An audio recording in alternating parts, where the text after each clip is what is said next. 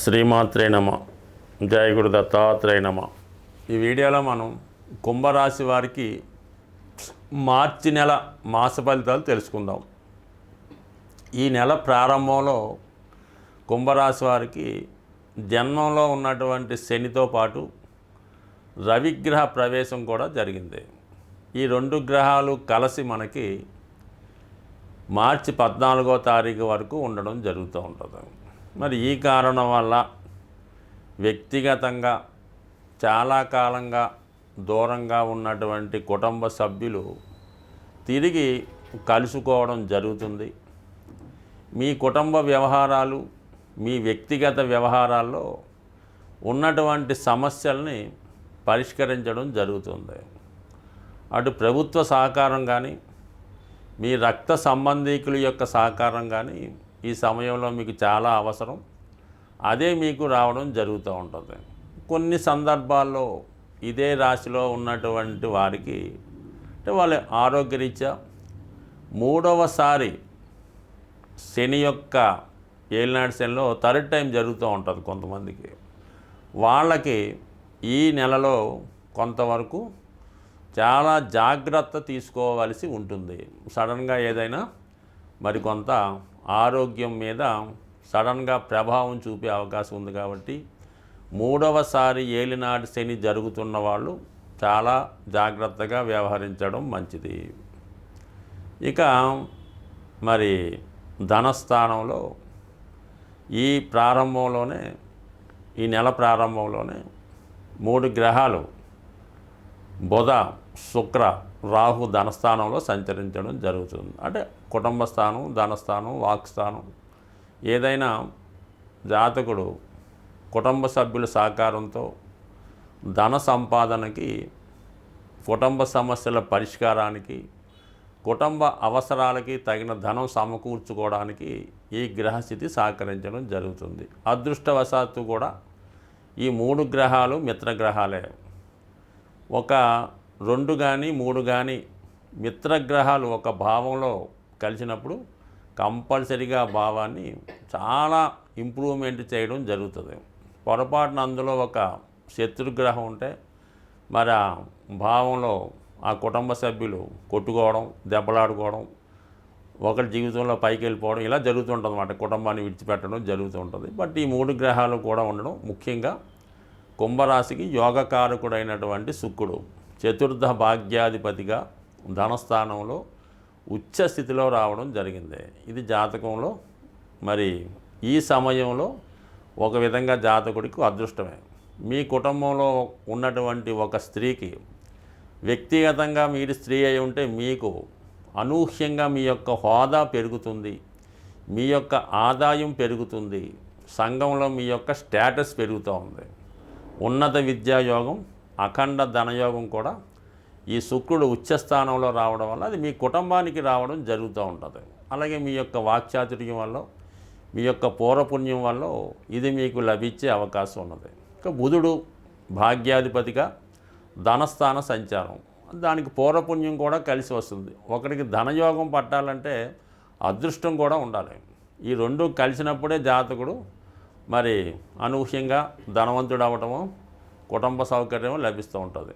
ఈ విధంగా ఈ ధనస్థానంలో భాగ్యాధిపతి బుధుడు మరి అక్కడ ఉన్నటువంటి యోగకారకుడు శుక్రుడితో కలిసడం వల్ల నీచభంగ రాజయోగం ఏర్పడింది. అంటే శుక్రుడు ఆల్రెడీ ఉచ్చులో ఉన్నాడు, కానీ బుధుడికి ఏమైంది, ఈ నీచభంగ రాజయోగ కార్యక్రమం వల్ల ముందు ఫెయిల్యూర్ అవుతున్నట్టే అయి ఒకేసారి ఉన్నత స్థాయికి వెళ్ళడం జరుగుతూ ఉంటుంది. అంటే అప్పటిదాకా విమానం ల్యాండ్లైన్ కొంతసేపు భూమి మీద ప్రయాణించి ఒకేసారి పైకి వెళ్ళడం జరుగుతూ ఉంటుంది.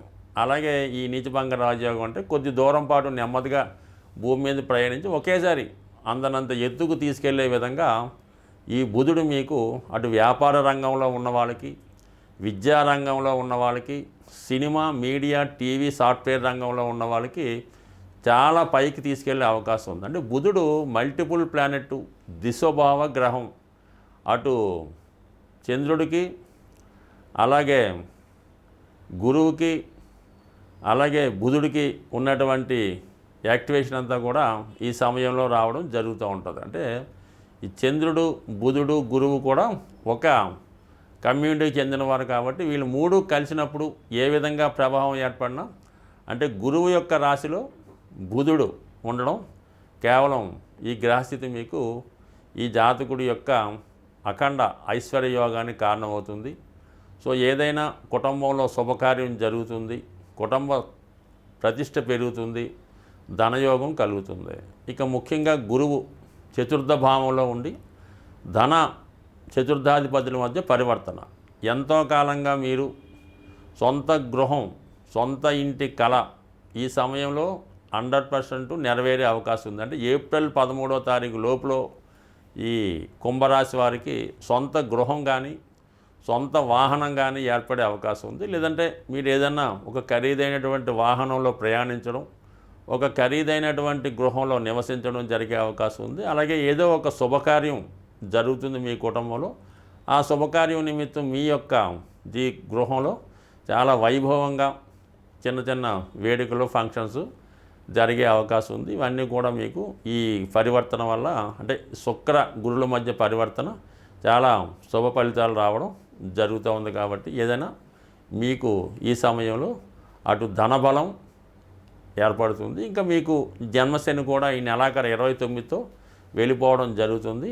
అదే సమయంలో ఒక 2 రోజుల పాటు షష్టగ్రహ కూటమి మీ కుటుంబ స్థానంలో ఏర్పడడం వల్ల బంధువులంతా కూడా మీ కుటుంబంలోనే స్టే చేసి మీరిచ్చే ఆతిథ్యాన్ని స్వీకరించడం జరుగుతుంది. ఇప్పుడు ఈ మార్చి నెల రాశి ఫలితాల్లో ముఖ్యంగా ఏంటంటే శుక్రగ్రహం ఉచ్చస్థితిలో రావడం వల్ల కామన్గా ఈ యొక్క లోకంలో అంటే ఈ ప్రపంచంలో లేదంటే మన సిటీలో మనీ రొటేషన్ అన్నది బాగా పెరగడం జరుగుతూ ఉంటుంది అన్నమాట.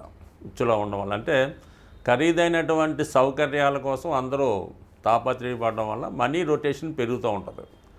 ఇదే సమయంలో విలాసమైనటువంటి వస్తువులు, ఖరీదైనటువంటి వాహనాలకి డిమాండ్ కూడా పెరగడం జరుగుతూ ఉంటుంది. ఈ అందరూ కూడా ఏదో ఒకటి కొనుక్కోవాలి, సంపాదించుకోవాలన్నటువంటి విషయంలో ఉంటారు. దాని కొరకు ఏంటంటే ఈ శుక్రుని యొక్క అనుగ్రహం మనం పొందాలి, శుక్రుడు అనుకూలంగా ఉండాలంటే శుక్రుని యొక్క అధిదేవత అయినటువంటి లక్ష్మీ అమ్మవారిని మనం ప్రసన్నం చేసుకోవలసి ఉంటుంది.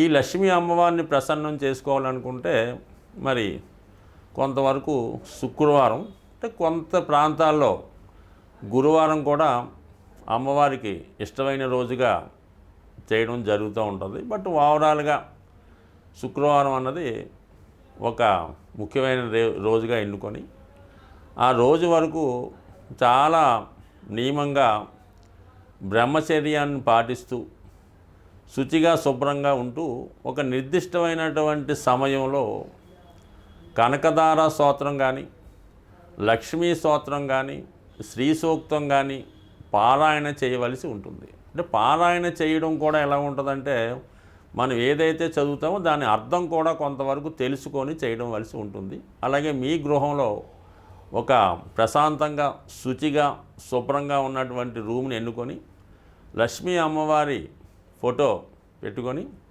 ఎరుపు రంగు పూలతో అమ్మవారిని అలంకరించి ఒక వెండి గ్లాసులో పాలు నైవేద్యంగా పెట్టి ఆ పాల్లో ఏదో ఒక పటిక బెల్లం ఏదో వేసి తేనె కానీ వేసి లేదంటే అమ్మవారికి తేనె కూడా సమర్పించి ఆ ప్రసాదాన్ని మీరు మీ కుటుంబ సభ్యులు మాత్రమే తీసుకోవలసి ఉంటుంది. ఆ విధంగా తీసుకోవడం వల్ల చాలా వరకు ఆర్థిక పరంగా అంటే మీ గృహం రోజు రోజుకి మంచి ఇంప్రూవ్మెంట్ రావడం జరుగుతూ ఉంటుంది. అలాగే కొంత అమ్మవారికి ఇష్టమైనటువంటి వస్తువులు సింపుల్గా ఉంటాయి, అంతే ఏమీ లేదు. తెలుపు రంగు గవ్వలు అంటే సముద్రంలో ఉండే గవ్వలు ఒక 11 తీసుకొని ఆ 11 కూడా ఒక మంచి పసుపు రంగు వస్త్రంలో మూటగా కట్టి మీ యొక్క క్యాష్ బాక్స్లో పెట్టుకోండి. లేదంటే గోమతి చక్రాలు రౌండ్గా ఉంటూ మరి వాటి మీద ఈ యాంగిల్లో క్లాక్ వైజ్లో సింబల్ అలాగా ఉంటుంది. అవన్నీ సరే ఒక 11 తీసుకొని మీ యొక్క వ్యాపార సంస్థలో పెట్టుకోవాల్సి ఉంటుంది. ఈ విధంగా చేసుకోవడం వల్ల సాధ్యమైనంత వరకు మీకు ధనయోగం కలవాలంటే శుక్రవారం రోజు పులుపు అన్నది నిషేధించడం మంచిది. అంటే పులుపుతో చేసిన వస్తువులు అవి తినకుండా మీరు ఆ రోజు నియమంగా ఉండడం వల్ల చాలా వరకు అభివృద్ధి అవకాశం ఉంది. బట్ అలాగే మీ గృహంలో ఒక కలశం అంటే చెంబు, కొన్ని ప్రాంతాల్లో కలశం అంటారు, అది రాగితో తయారు చేయనటువంటి కలశాన్ని తీసుకొని దాని నిండా సమృద్ధిగా శుభ్రమైనటువంటి వాటరు వేసి అందులో కొద్దిగా పసుపు ఉంచి, వీలైతే పీచుతో ఉన్నటువంటి కొబ్బరికాయ ఒకటి ఆ కలశం మీద ఉంచి ఇంచుమించుగా వారం అంతా కూడా దాన్ని జాగ్రత్తగా ఉంచి మళ్ళీ నెక్స్ట్ వీక్ కొత్తది పెట్టుకోవడం వల్ల అది ధనాకర్షణ యంత్రంగా మారి మీ యొక్క వ్యాపార సంస్థను కానీ మీ గృహాన్ని కానీ చాలా వరకు ముందుకు తీసుకెళ్తుంది. అయితే ఇటువంటి కలశం పెట్టుకున్నప్పుడు అపవిత్రమైనటువంటి కార్యక్రమాలు ఏవి కూడా జరగకూడదు. అంటే సిగరెట్ కాల్చడం, ఇంకో మందు తాగడం, లేదంటే ఇంకొక శృంగారం చేయడం, ఇవన్నీ కూడా అంటే ఏదైతే అమ్మవారికి ఇష్టమైతే ఉండదో అవన్నీ నిషేధిస్తూ నిరంతరం ఏదో ఒక సుగంధం అంటే అగరబత్తి అవ్వచ్చు, పచ్చకర్పూరం చల్లొచ్చు, ఏదంటే ఆ వాసన అంటే మంచి ఫ్రాగ్రెన్స్ ఉన్న ప్రదేశం అంతా ఉండడం వల్ల కంపల్సరిగా మీకు ఆ పాజిటివ్ వైబ్రేషన్స్తో చాలా మంచి అంటే మీరు ఆ యొక్క యంత్రాన్ని ఆ యొక్క కలశాన్ని ఎంత పవిత్రంగా చూసుకుంటే అంత సక్సెస్ మీకు రావడం జరుగుతూ ఉంటుంది. ఎక్కువగా మాత్రం ఎప్పుడూ కూడా ఏదో ఒక అగరబత్తి కానీ సువాసన వెదజల్లి అనేక రకాలు పెర్ఫ్యూమ్స్ అవి వస్తున్నాయి కదా, అవి ఎక్కువ వాడడం వల్ల మంచి జరుగుతుంటుంది. అంటే చాలా వరకు అంటే వ్యక్తిగతంగా మీరు కూడా పరిశుభ్రంగా అంటే కామన్గా రోజుకి 2 సార్లు స్నానం చేస్తూ ఎక్కువగా స్ప్రేలు సెంట్లు వాడటం వల్ల అంటే ఒక ఐడెంటిటీ, ఒక శుచి శుభ్రత మీలో కూడా ఉండడం వల్ల కామన్గా అక్కడ అమ్మవారి స్థిర నివాసం ఏర్పడి ఉండడం జరుగుతుంది. స్వస్తి.